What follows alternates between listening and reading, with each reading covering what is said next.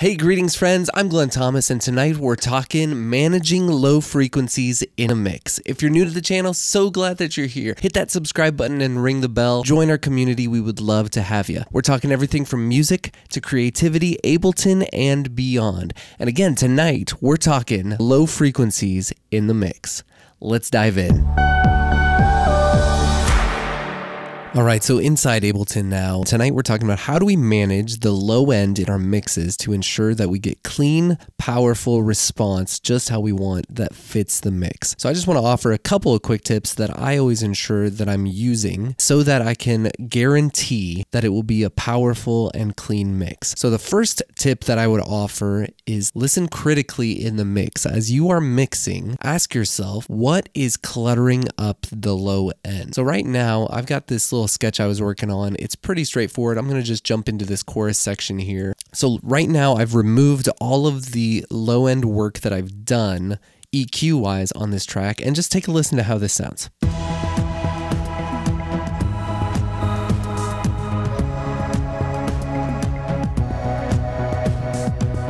So the first thing is to listen critically. And so what I like to do is I like to go through and look at each of the components. So I've got all my drums and my drum bus going here. So let's just solo that out, take a quick listen. And what I'm listening for is what frequencies from each component do I actually need to keep low end in on? So right now, all of the low end is still in. I've disabled the EQs that are taking out the low end. So let's just listen at this bigger section here without the processing. And then with the processing.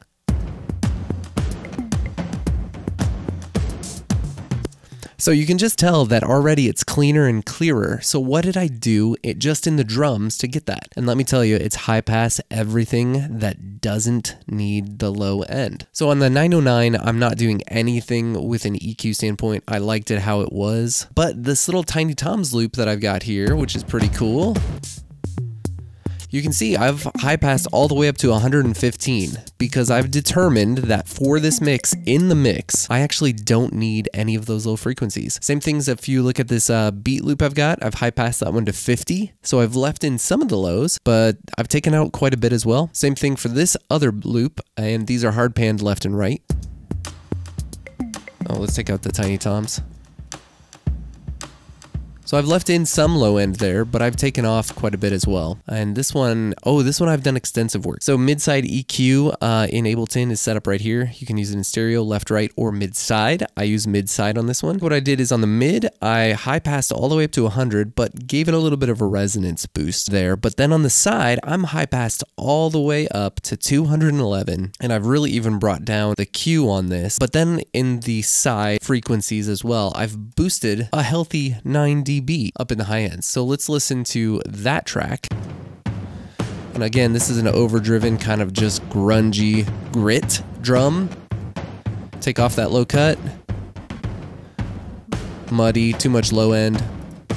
Clean it up. So on these tom channels themselves, the tom bus doesn't have any EQ processing going on, just compression. It looks like I've high passed these all the way up to 100. So let's just listen to those together.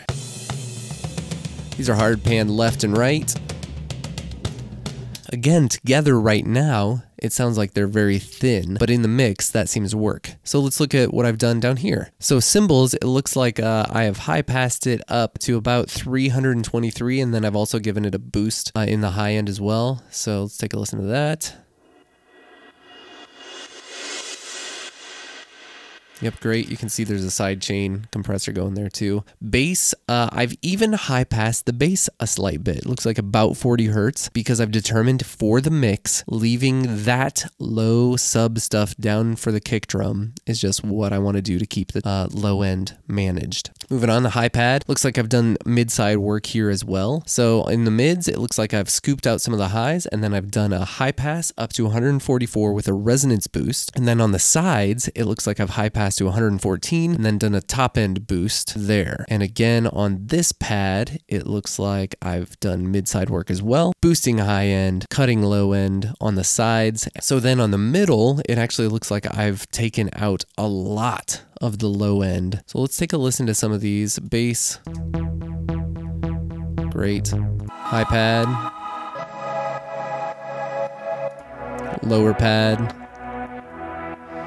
So the two tips that I have for you are listen critically and high pass everything that you can while still maintaining the power of your mix. And what you'll find is you'll actually get more power out of the low end elements if you high pass all of the elements that don't need it, because compressors on your master bus won't be reacting to that low end as much, and they will give you more life and bounce from your mix. So even on the mains going out, I'm doing a high pass. So let's take a listen again. Let's just take a look here at this big part of the chorus. And right now, all of the EQs are off, so you are hearing it unfiltered. Let's A-B back and forth a bit.